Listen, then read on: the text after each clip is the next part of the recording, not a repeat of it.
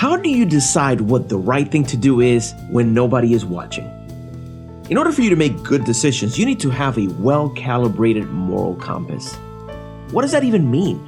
How do you find a moral compass? How do you calibrate it? On this episode of the Gentleman's Brotherhood, I will help you identify within you, where does your morality come from? I'll help you identify some practical ways in which you can calibrate those decision-making processes and become a better person overall by the end of it. All that and more on this episode of the Gentleman's Brotherhood.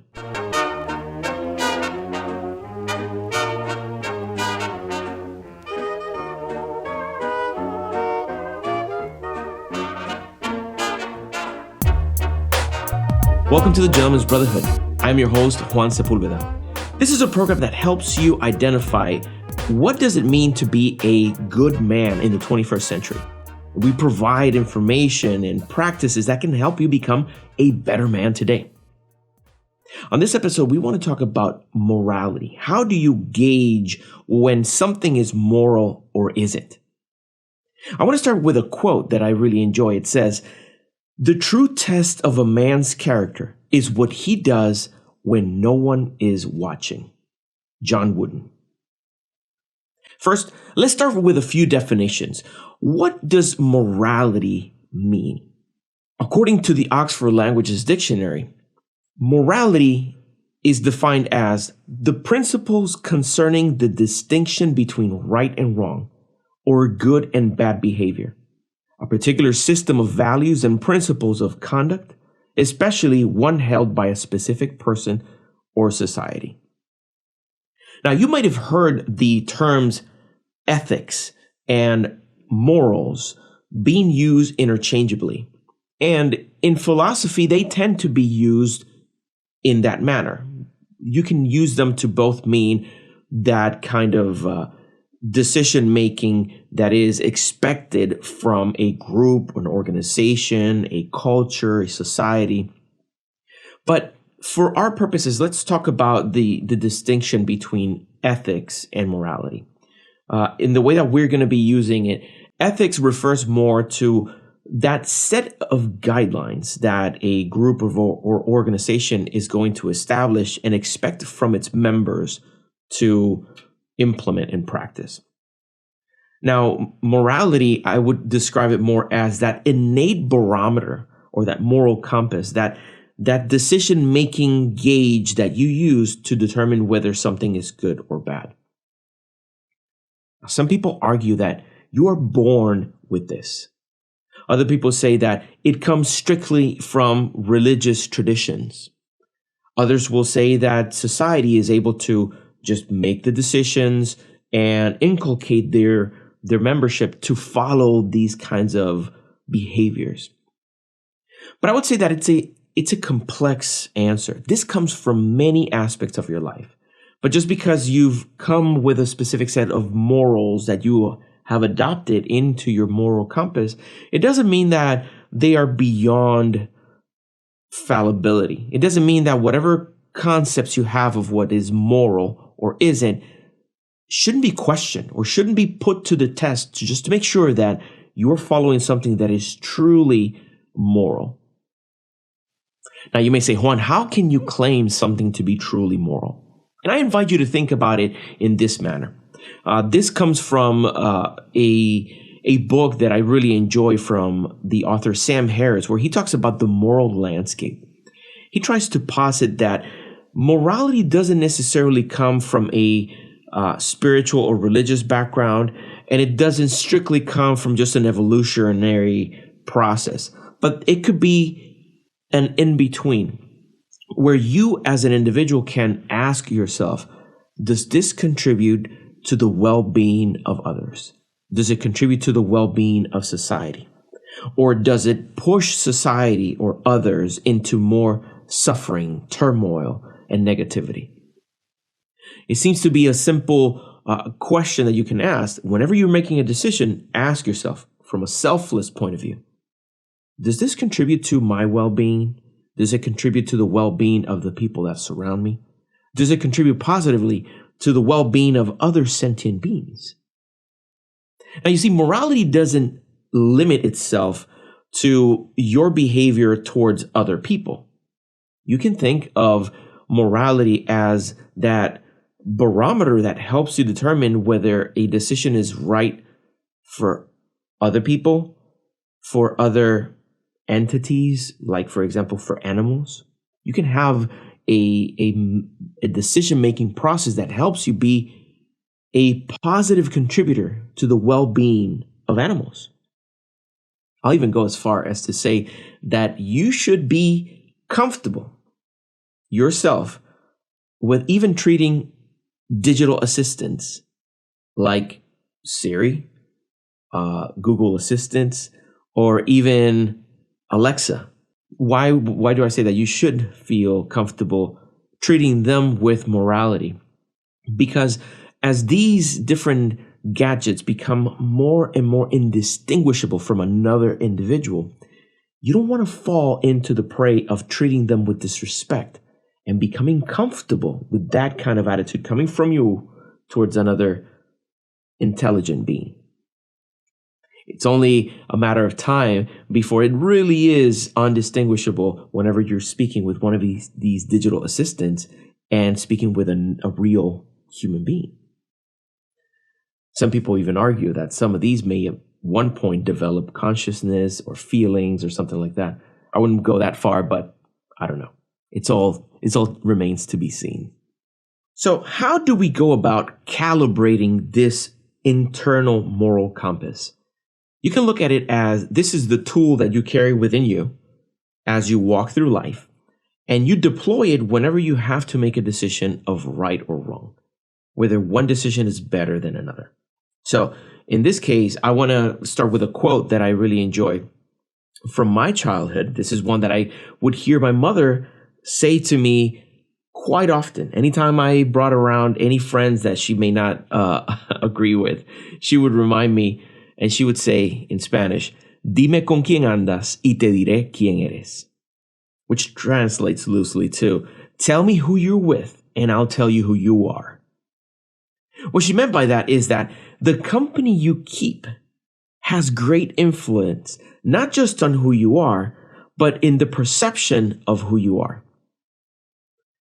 So one way that you calibrate your moral compass is making sure that the people that you surround yourself are the kind of people that are morally upright, people whose judgment is beyond reproach, that you're not going to be caught in a situation where you have to make a decision of right and wrong, and they're going to sway you into the darker sides of your decision-making process.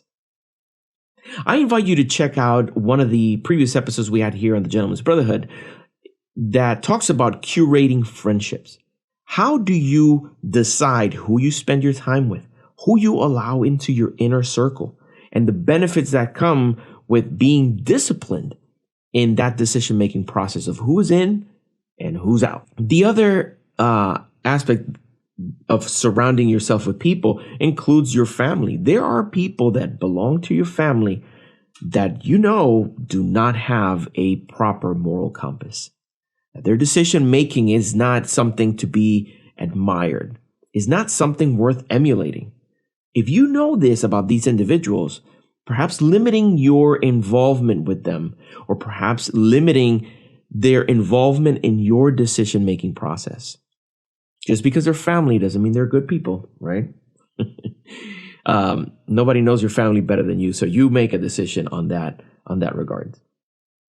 Surrounding yourself with other people also extends to becoming involved in civic groups.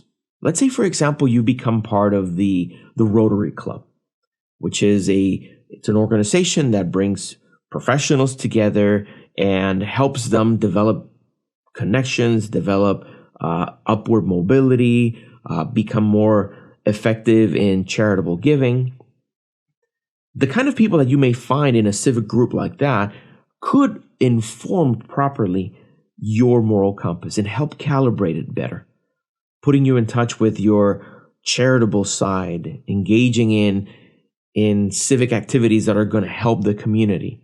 Being involved in those kinds of events is something that can help you have a better calibrated moral compass. religious organizations. If you have a church you go to, a synagogue, a temple, whatever you want to call it, or if it's just a spiritual group, figuring out who to become in contact with and through what prism to direct your decision-making process. Perhaps you have a sacred book of law, scriptures, the Bible, the Torah, or any other book of sacred scriptures. Perhaps you can find within them the necessary guidance for you to make proper decisions whenever a challenging situation comes around. Now, I grew up in a very religious household, and there were some givens within the belief of my family. They had some very strict beliefs as to the things that I should do, the things that I should not do. Needless to say, there was a period of time in my youth where I wouldn't even question it. Whatever they said was right, whatever they said was wrong. I took that as the gospel, pun intended. So I took that as the decision-making factor as I moved through life. But then in later years, as I developed more self-agency and I started exploring different things and different concepts and different beliefs, I started to recognize that some of these fast and hard rules needed to be revised. They needed to be reconsidered. So I moved about in a very cautious and respectful manner in questioning, where do these beliefs come from? Is this the proper interpretation of whatever scripture you went to? Does this make any sense in the 21st century? So these are very proper ways for you to move forward in the further calibration of your moral compass, not taking just something as unquestionable, but with your own judgment, you are able to move forward and figure out, wait, this is not beyond reproach. We have to look at where this belief comes from, and does it make sense for me to continue following it? Another group of people that you surround yourself that may help you in your process of calibrating your moral compass it will be a physical activity or sports group. Let's say, for example, you join a group that goes out hiking. And this is a group that is very in tune with nature, that is very respectful of Mother Nature as a whole. This to me sounds like a good group to help you further calibrate your relationship with Mother Earth, with other sentient beings like animals and people that may give you more respect for the beauty of the world that we live in, give you some more hope, and give you proper tools to deal with the stresses of life. Again, this is one additional way in which you can calibrate your moral compass as you move forward. One thing that I try to be very disciplined in, and I encourage you to do the best you can to be disciplined in it as well, is being prudent as to what kind of content you allow up here. Through the books that you read, the magazines you subscribe to, the TV shows that you watch, the podcasts that you listen, the YouTube channels that you subscribe to. All of these contents are going to contribute to whatever you're holding up here in your most precious asset. And depending on how careful you are with the selection that you make on the books that you read, for example, you will be nourishing that mind and establishing a richer environment in which to grow the kind of moral rectitude that you're looking for. I know it sounds stuffy when I say moral rectitude or, when we talk about moral compass, but it all boils down to you being a better person. That's it. It's as simple as that. So you can choose a different way to describe it. It's like, how do you know that you're a better person? We know that you're a better person by the behavior that you display, by the actions that you take, by the things you avoid, the things you ignore. That tells everybody around you whether you're a good person or not. But most importantly, you know yourself, whether you're a good person, by the decisions you make and the clear conscience you keep. Now, I'll ask you, in your decision-making process, what motivates you to be a moral person? Now, some people act, quote unquote, morally just out of fear, whether it is fear of getting caught and getting in trouble with the law, or whether it is fear of losing their salvation and going to hell because of a decision that they make. I posit that shouldn't be the main motivator in your moral compass. That you shouldn't do these things out of fear. That it shouldn't be because you don't want to get in trouble, because you don't want to lose your soul. That shouldn't be the main motivator.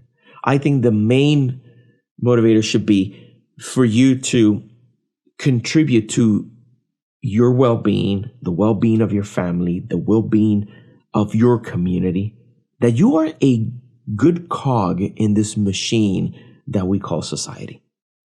Now, I'm going to give you a piece of advice that I try to espouse myself and I try to inculcate in my children very diligently. And it's the advice that in all your decision making, in all your interactions with people, you need to try to keep an open mind and a kind heart. There is a level of strength that comes with keeping an open mind and allowing yourself to question the things that you come in contact with. You may have a very strong preconceived notion about something being morally good or bad. But approaching it with an open mind, you may ask the kinds of questions that will unveil and finally explain to you, is it really bad? Is it really good? So I encourage you to have an open mind. That means when you engage with someone and you have a discussion about whether something is good or bad, right or wrong, you should approach it with an open mind that allows you to consider the position of the other person. It allows you to consider and evaluate the source of this preconceived notion. That it allows you to have the humility to accept that you may be wrong, or you may be not looking at this from the proper angle, and a brand new perspective may help you become a better individual. And finally, having a kind heart allows you to respect your fellow human being in that exploration of yourself. Having that kind heart allows you to not resort to belittling other people, humiliating them, being aggressive in your approach. Having a kind heart allows you to retain these relationships intact and continue building a bond with your fellow human beings.